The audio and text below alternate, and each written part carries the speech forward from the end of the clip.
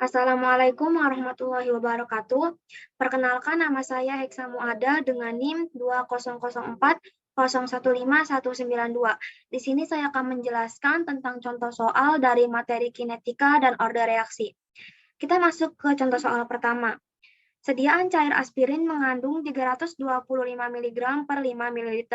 Kelarutan aspirin pada suhu 25 derajat Celcius adalah 0,33 gram per 100 ml. Sediaan ini memiliki pH 6,0. Konstanta kecepatan order pertama degradasi aspirin dalam sediaan adalah 4,5 dikali 10 pangkat minus 6 per detik. Jika produk dianggap tetap bagus sampai produk itu terurai menjadi 90% dari konsentrasi semula, tentukanlah massa guna sediaan tersebut. Jadi yang ditanyakan pada nomor 1 ini adalah massa guna dari si aspirinnya. Nah, langkah pertama itu kita perlu mencari nilai K0-nya. Nah, nilai K0 sendiri itu rumusnya adalah konstanta kecepatan order pertama dikalikan dengan kelarutan dari aspirinnya. Konstanta kecepatan order pertamanya adalah 4,5 dikali sama 10 pangkat minus 6 per detik dikali sama kelarutan aspirinnya itu 0,33 gram per 100 ml. Didapatkan hasilnya yaitu 1,5 dikali 10 pangkat minus 6 gram per 100 ml detik. Nah, nilai K0-nya sudah ketemu. Sekarang kita mencari nilai A-nya.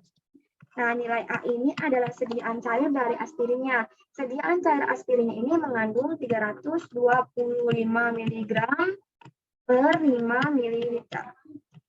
325 mg ini karena satuannya ini masih miligram, maka perlu kita ubah satuannya ke gram. Jadinya 0,325 gram dibagi sama 5 ml. Didapatkan hasilnya itu 6,5 gram per 100 ml. Nah, ketika nilai K0-nya sudah dapat dan nilai A-nya itu sudah dapat, selanjutnya kita masukkan dia ke rumus massa guna. Rumus massa gunanya itu adalah T90. 90 di sini didapat dari produk terurainya itu menjadi 90%. Kemudian 0,10 dikalikan dengan A0 dibagi sama K0.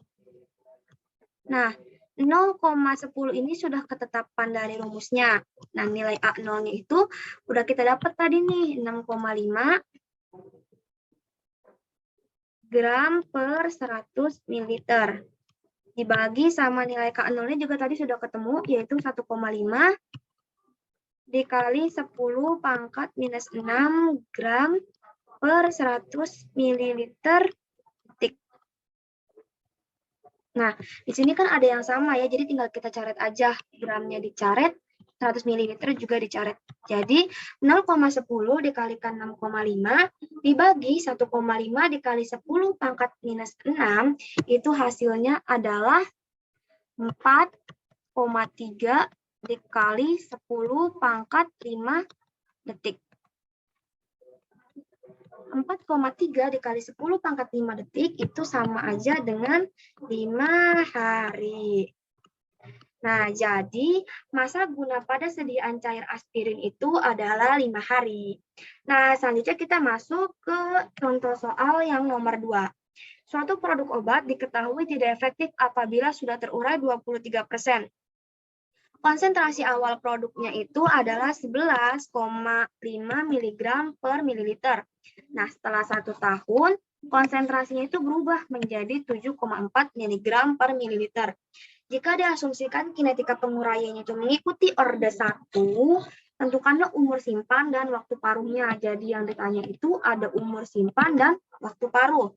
Di sini kita bisa jawab, yang pertama diketahui dulu ya. Diketahui nilai C0 ini adalah konsentrasi awal produknya, itu adalah 11,5 mg per mililiter. Kemudian di sini diketahui juga T itu waktunya itu 1 tahun. Selanjutnya konsentrasinya itu menjadi, artinya konsentrasinya sudah berubah. Itu berarti CT sama dengan 7,4 mg per mililiter. Nah, yang pertama kita nyari umur simpannya dulu. Untuk mencari umur simpan, rumusnya adalah K sama dengan 2,303 dibagi sama T dikali log dari CO per log CT. Nilai 2,303 ini sudah ketentuan di rumus. Nah, nilai T-nya ini 1 tahun. Kemudian kita kalikan dengan log CO log 11,5 dan log CT log 7,4. Untuk menghitung log ini kalian bisa menggunakan kalkulator ya. Nah, 2,303 dibagi sama 1 tahun hasilnya adalah 2,303. Untuk log 11,5 dibagi sama log 7,4 itu hasilnya adalah 0,1914.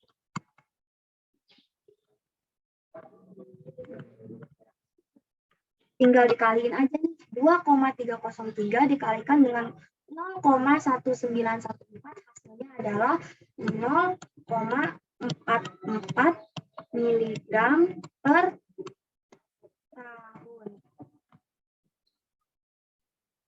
Nah, nilai K-nya udah ketahuan nih, umur simpannya udah ketahuan. Selanjutnya kita tinggal mencari waktu paruhnya.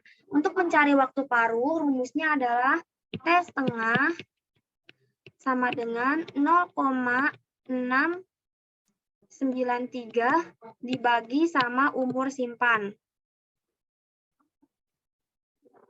Nah, 0,693 umur simpannya tadi udah kita cari nih, udah dapat ya. Berarti 0,44 mg per tahun.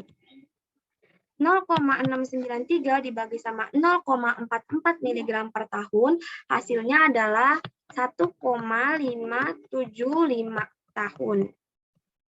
Nah, jadi pada soal nomor 2 ini, umur simpannya adalah 0,44 mg per tahun, dan waktu paruh produknya itu adalah 1,575 tahun. Oke, kita lanjut ke nomor terakhir.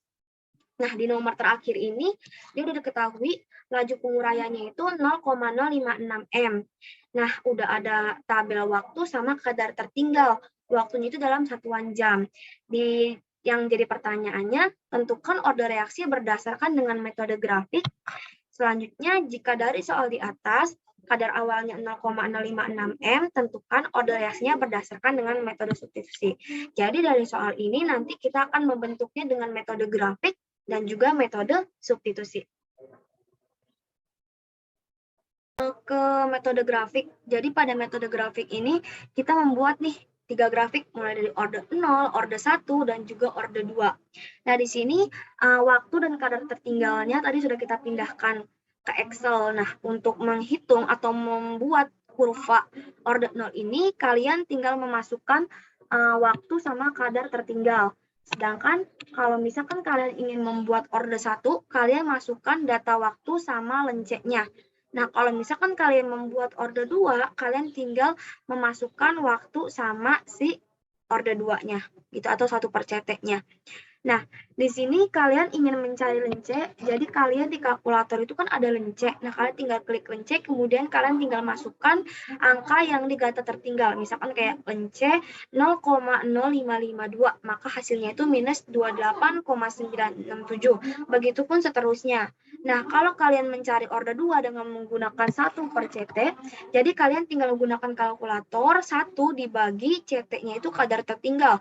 Jadi 1 dibagi sama 0,0552 didapatkan hasilnya 181,159, begitupun seterusnya. Nah, di sini udah ada 3 kurva. Ada kurva dari order 0, order 1, dan juga kurva dari order 2. Untuk mendapatkan kurva ini, pada order 0 itu nanti kalian buat di Excel, kalian masukin data yang waktu sama kadar tertinggal. Nah, kalau untuk membuat kurva order 1, kalian itu yang dimasukkan adalah data yang waktu sama yang lence ini. Nah, kalau kalian mau buat kurva untuk order 2, kalian masukkan itu data yang waktu sama yang 1/C.